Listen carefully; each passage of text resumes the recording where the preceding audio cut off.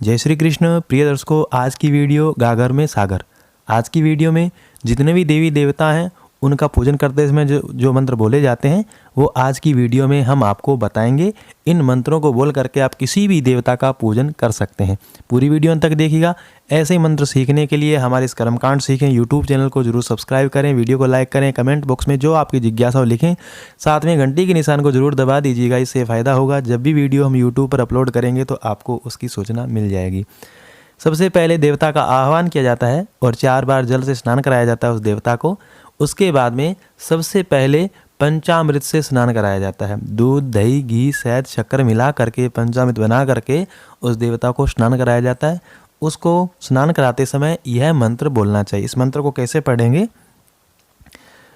पंचामृतम मया नीतम पयोदधि घृतम मधु शर्करया समायुक्तम स्नानार्थम प्रतिगृह्यताम। कैसे पढ़ेंगे? पंचामृतम मया नीतम पयोदधि घृतम मधु शर्करया समायुक्तम स्नानार्थम प्रतिगृह्यताम। ये मंत्र। इसके बाद में शुद्ध जल से स्नान कराया जाता है।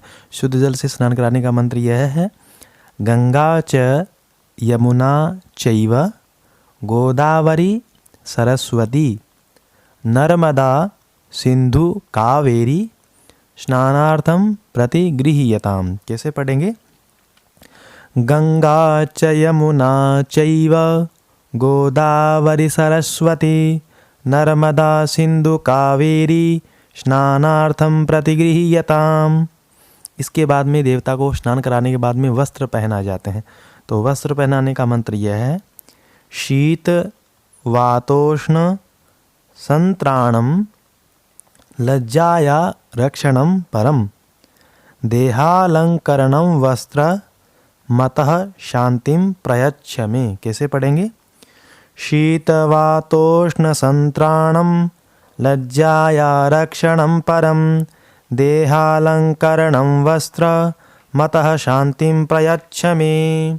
इसके बाद में उपवस्त्र पहनाया जाता है। तो उपवस्त्र पहनाने का मंत्र यह है: यस्या भावेन शास्त्रोक्तम कर्म किंचिन न सिद्ध्यति उपवस्त्र प्रयच्छामि सर्व कर्मोपकारकम। कैसे पढ़ेंगे? यस्या भावेन शास्त्रोक्तम कर्म किंचिन न सिद्ध्यति उपवस्त्रम प्रयच्छामि सर्व कर्मोपकारकम। इसके बाद में देवता को यज्ञोपवीत पहनाया जाता है। तो यज्ञोपवीत पहनाने का मंत्र यह है: नवभिस्तंतुभिर्युक्तम त्रिगुणम देवतामयम उपवीतम मया दत्तम गृहाण परमेश्वर। कैसे पढ़ेंगे? नवभिस्तंतुभिर्युक्तम त्रिगुणम देवतामयम उपवीतम मया दत्तम गृहाण परमेश्वर। इसके बाद में देवता को चंदन लगाया जाता है। चंदन लगाने का मंत्र या जो भी आपके पास रोली इत्यादि हो लगाने का मंत्र यह है: श्रीखंडम चंदनम दिव्यम गंधाढ़्यम सुमनोहरम विलेपनम सुरश्रेष्ठ चंदनम प्रतिगृह्यताम। कैसे पढ़ेंगे?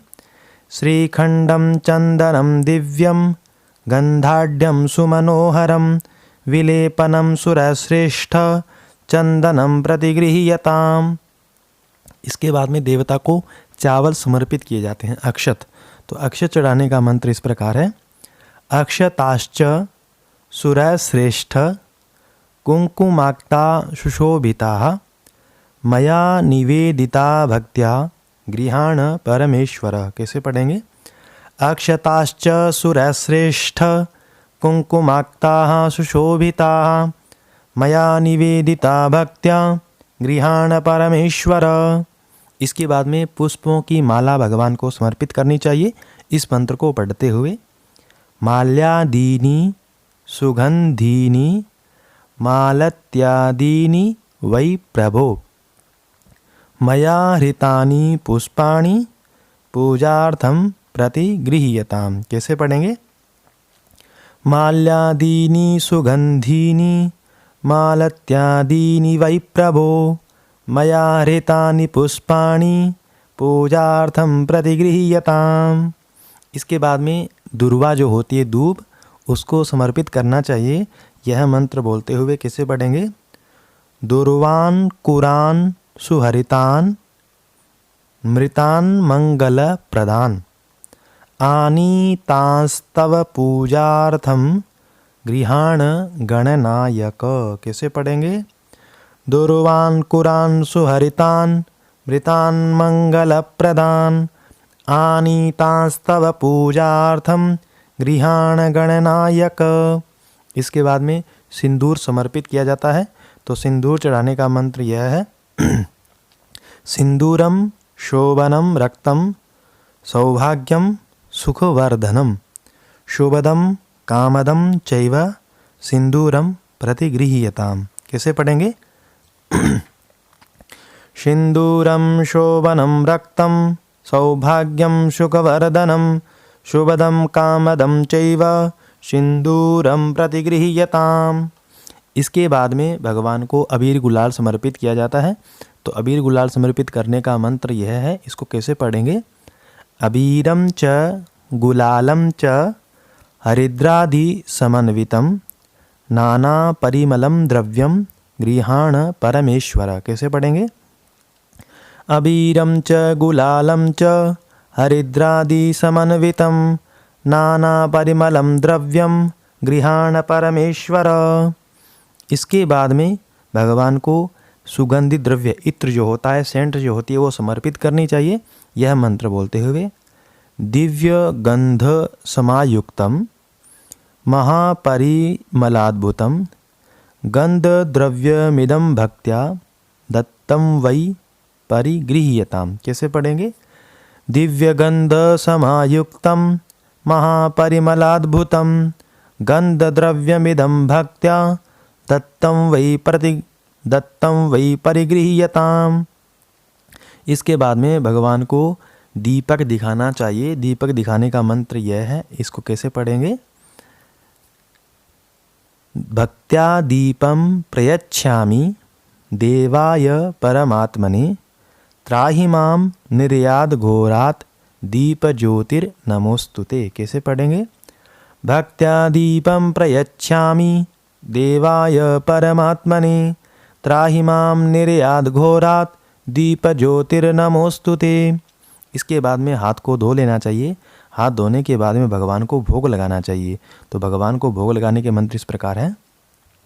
शर्करा खंड खाद्यानि दधि क्षीर घृतानि च आहारम भक्ष्य भोज्यम च नैवेद्यम प्रतिगृह्यताम।